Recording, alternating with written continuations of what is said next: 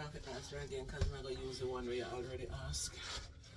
So going out on my first date, if I would want to choose where I go, if I have the opportunity to choose, I would. But if I don't have to, as long as I feel secure and that he's going to take me someplace nice, I'll be fine if he chooses as well, because it's my first date. So hopefully I'll see what his taste is like.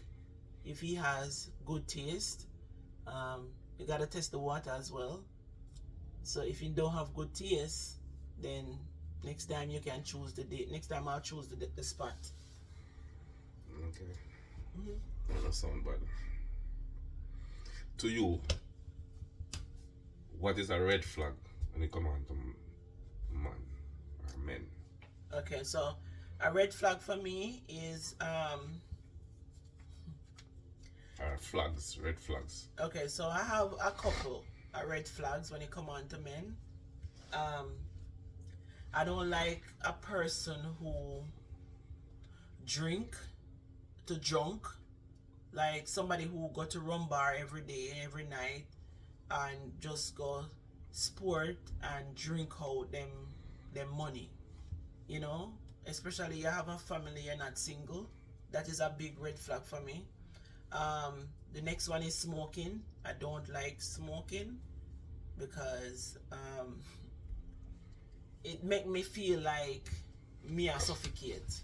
Me not like to smell it, and me dey traumatized about smoking when me a pitney.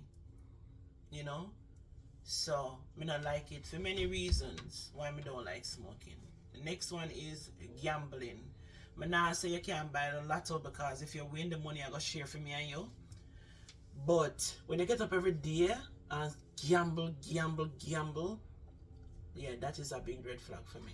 Alright, you just said a while ago. You messed up the answer there now. No. You said you can buy lotto. But Yeah. if you win, the money I go share. What if him? That's the only reason why you get an excuse from buying lotto?